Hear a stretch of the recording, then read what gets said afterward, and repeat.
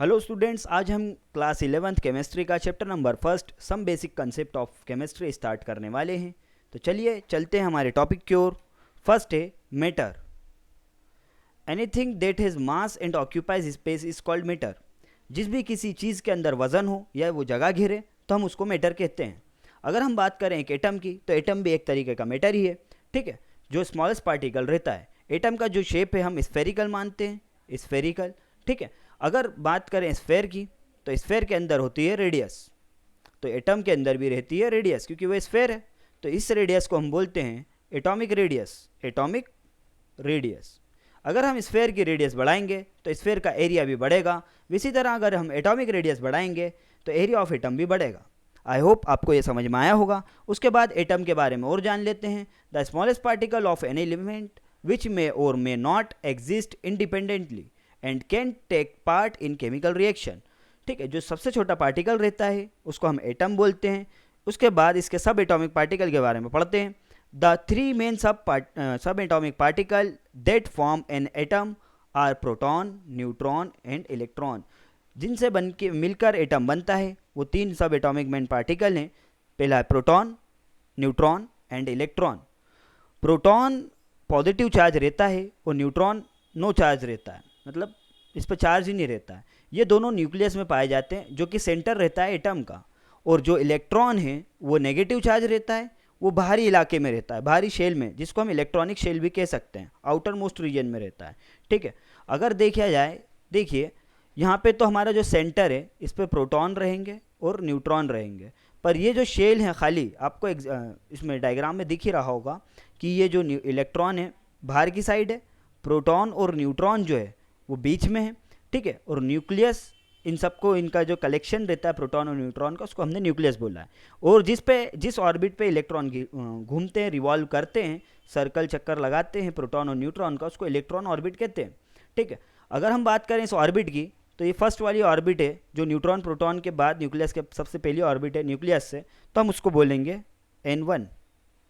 उसके बाद वाली ऑर्बिट को N2, उसके बाद वाली ऑर्बिट को N3 और सबसे लास्ट वाली को N4। इनके नाम भी हैं, इसका नाम है K, L, M और N। अगर मान लीजिए मुझे ये पता करना है कि फर्स्ट ऑर्बिट में कितने इलेक्ट्रॉन आएंगे, तो मेरे पास एक फार्मूला भी है 2n²। मैं इसको लगा के नंबर ऑफ इलेक्ट्रॉन जान सकता हूँ कि किस शेल में कितने आएंगे। जैसे मान लीजिए मुझे नंबर ऑफ इलेक्ट्रॉन निकालना है K शेल का, तो मैं फार्मूले लगाऊंगा 2 × 1²। 1 का स्क्वायर 1 होता है, 2 1 ज़ा 2, मतलब नंबर ऑफ इलेक्ट्रॉन 2 हो जाएंगे। अगर मान लीजिए मुझे नंबर ऑफ इलेक्ट्रॉन निकालना है M शेल के, तो मैं क्या करूँगा 2 × 3⁻², 3 3 ज़ा 9, 2 9 ज़ा 18। 18 इलेक्ट्रॉन पाए जाएंगे किस शेल में, M शेल में। आई होप आपको इतना समझ में आ गया होगा। उसके बाद थोड़ा इलेक्ट्रॉन, प्रोटॉन और न्यूट्रॉन को डिफरेंट इनके जान लेते हैं कि क्या इनके अंदर डिफरेंस है। तो सबसे पहले इलेक्ट्रॉन के अंदर इलेक्ट्रॉन नेगेटिव चार्ज रहता है, प्रोटॉन पॉजिटिव चार्ज रहता है, और ये जो न्यूट्रॉन भाई साहब है ये नो चार्ज है। ठीक है, नो चार्ज। उसके बाद इसके जो रिलेटिव चार्ज रहता है, रिलेटिव चार्ज रहता है इलेक्ट्रॉन का -1, इसका +1 और इसका कुछ नहीं। अगर हम चार्ज की बात करें तो इस पे 1 - 1.6 × 10⁻19 चार्ज रखता है। इसका जो चार्ज है +1.6 मल्टीप्लाई, मतलब प्रोटॉन का जो चार्ज है 1.6 × 10⁻19 गुलाम इसका चार्ज है। उसके बाद इस पर तो चार्ज ही नहीं है। अब बात करें इसके मास की, तो इलेक्ट्रॉन का जो मास रहता है 9.1 × 10⁻28 ग्राम रहता है। अगर किलोग्राम में बात करें तो इसका जो मास रहेगा 9.1 × 10⁻31 किलोग्राम। ठीक है, 31 किलोग्राम, 31। उसके बाद अगर प्रोटॉन की बात करें तो प्रोटॉन का मास होता है 1.67 × 10⁻24 ग्राम। और अगर हम बात करें इसके, अगर बात करें किलोग्राम के अंदर, तो हम यहाँ लिखेंगे 1.673 × 10⁻27 ग्राम। न्यूट्रॉन की बात करते तो न्यूट्रॉन रहता है 1.675 × 10⁻24 ग्राम। और अगर हम न्यूट्रॉन की किलोग्राम में बात करें तो किलोग्राम में रहेगा ये 1.675 493 मल्टीप्लाई 10⁻⁻27 kg। न्यूट्रॉन और प्रोटॉन लगभग सेम ही उसके मास के रहते हैं, ठीक है। अगर हम बात करें मास ऑफ इलेक्ट्रॉन, तो मास ऑफ इलेक्ट्रॉन को हम नाइग्लेक्ट कर देंगे, ठीक है। नाइग्लेक्ट इसलिए करेंगे क्योंकि इसका मास बहुत कम रहता है, ठीक है। जो इलेक्ट्रॉन का हमने मास पढ़ा था, इलेक्ट्रॉन का मास रहता है 9.1 मल्टीप्लाई 10⁻⁻28 ग्राम, जो कि वेरी वेरी वेरी स्मॉल है, ठीक है, वेरी वेरी वेरी स्मॉल है। मास ऑफ प्रोटॉन सिमिलर रहता है मास ऑफ न्यूट्रॉन के। मास ऑफ प्रोटॉन और मास ऑफ न्यूट्रॉन के बहुत ज़्यादा ही ये छोटा है, ठीक है। अगर हम इन दोनों में कंपेयर करें, किस में, मास ऑफ प्रोटॉन और मास ऑफ न्यूट्रॉन में, तो मास ऑफ न्यूट्रॉन ज़्यादा है, लाइटर ग्रेटर है, लाइटर ग्रेटर है किसके, मास ऑफ प्रोटॉन से, ठीक। अब हम आगे चलते हैं अगले हमारे टॉपिक की ओर, जो है रिप्रेजेंटेशन ऑफ एटम। एटम की रिप्रेजेंटेशन, एटम को हम एक्स से डिनोट करते हैं। ऊपर हम इसमें एटॉमिक मास लिखते हैं, नीचे एटॉमिक नंबर, जिसको एटॉमिक मास को ए से डिनोट करते हैं और नंबर को जेड से। अगर मान लीजिए मुझे एटॉमिक मास निकालना है, मान लीजिए मुझे एटॉमिक मास निकालना है, तो मैं क्या करूँगा, नंबर ऑफ प्रोटॉन को प्लस करूँगा नंबर ऑफ न्यूट्रॉन से। अभी हमने देखा था इससे पहले कि जो इलेक्ट्रॉन है वो तो बहुत छोटा पार्टिकल है, ठीक है, मतलब बहुत हल्का पार्टिकल है। बचे कौन से, प्रोटॉन और न्यूट्रॉन। अगर इन दोनों को मिलाएंगे तो ये किसका वजन बना देंगे, एक एलिमेंट का वजन, मतलब मास नंबर, एटॉमिक मास बना देंगे। उसके बाद अगर मैं बात करूँ जेड की, तो ये जेड क्या है, ये नंबर ऑफ प्रोटॉन है, नंबर ऑफ प्रोटॉन, जिसे हम एटॉमिक नंबर भी कहते हैं, एटॉमिक नंबर भी कहते हैं। अगर किसी एटम, कोई एटम न्यूट्रल है, न्यूट्रल मतलब इस पर कोई चार्ज ही नहीं लगा, तो हम क्या करेंगे, नंबर बोलेंगे, नंबर ऑफ प्रोटॉन बराबर रहेगा नंबर ऑफ इलेक्ट्रॉन के, ठीक है। कब रहेगा ये number of proton number of electron के बराबर, जब कोई सा एलिमेंट न्यूट्रल रहेगा, मतलब इस पर कोई चार्ज ही नहीं लगेगा। अगर बात करें हम एटॉमिक नंबर ऑफ न्यूट्रॉन की, तो नंबर ऑफ न्यूट्रॉन जो निकलेगा ए माइनस जेड से निकलेगा, ठीक है। अभी हमने देखा एटॉमिक मास, मान लो ए जो है, ए जो है वो किससे निकला, जेड और प्लस एन से। अगर मैं एन निकालूँगा, जेड उधर जाके माइनस हो जाएगा, मतलब A minus Z equal to N, मतलब मैं नंबर ऑफ इलेक्ट्रॉन निकाल सकता हूँ ए माइनस जेड से, नंबर ऑफ न्यूट्रॉन निकाल सकता हूँ ए माइनस जेड से। अब आगे चलते हैं हमारे अगले टॉपिक की ओर, आयंस की ओर। आयंस क्या होते हैं, ions is a charge atom और मॉलिक्यूल। आयन चार्ज एटम और मॉलिक्यूल्स रहते हैं। मॉलिक्यूल्स तो आपको पता ही होगा, more than one atom is called molecules. कोई सा भी अगर दो से ज़्यादा एटम हो, दो या दो से ज़्यादा एटम, उसको हम मॉलिक्यूल कहते हैं।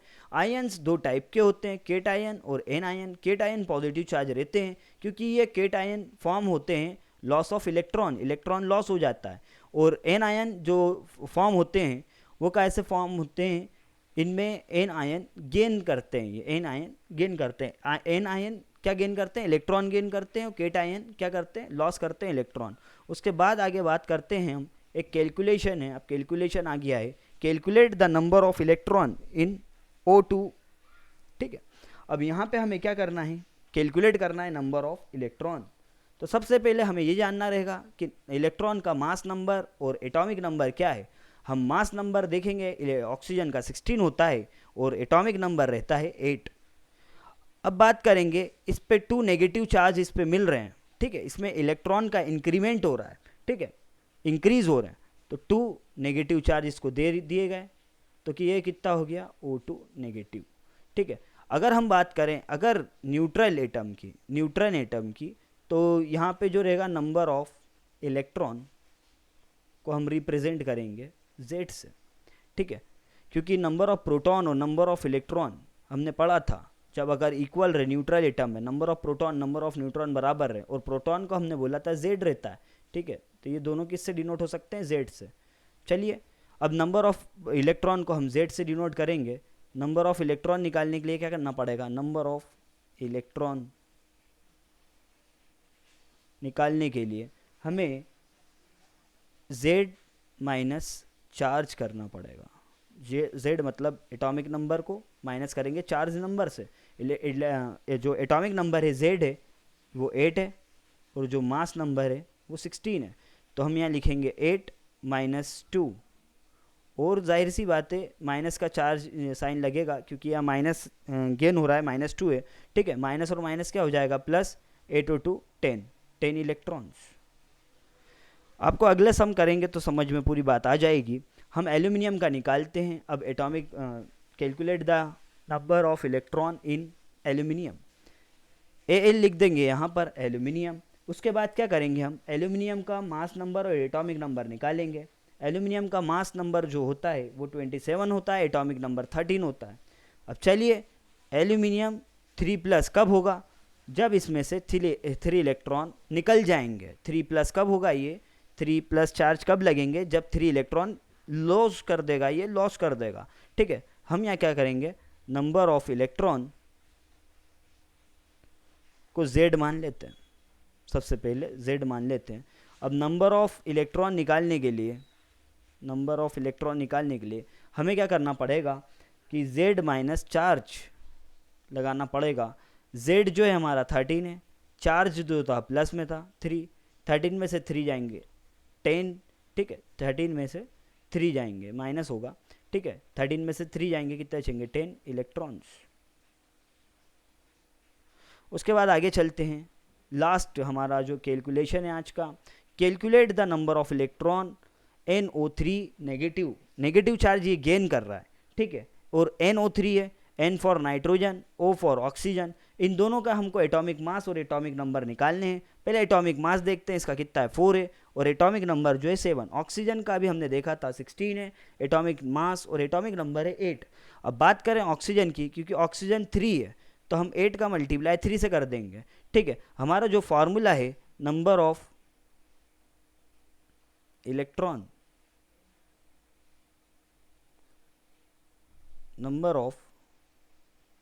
इलेक्ट्रॉन इक्वल टू Z, ठीक है। मतलब ये भी हमारा Z है और ये 8 भी हमारा Z ही है। तो हम यहाँ क्या करेंगे, नंबर ऑफ इलेक्ट्रॉन निकालेंगे N के, मतलब नाइट्रोजन के। नाइट्रोजन क्योंकि एक ही मॉलिक्यूल है तो 1 का मल्टीप्लाई कर देंगे।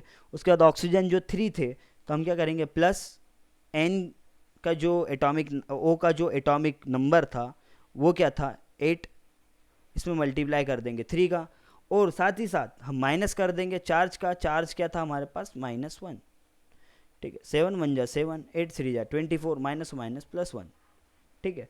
तो हमारे पास लास्ट में आंसर आएगा 32 इलेक्ट्रॉन्स। आई होप स्टूडेंट्स आपको ये वीडियो समझ में आई होगी। मिलते हैं अगली वीडियो में।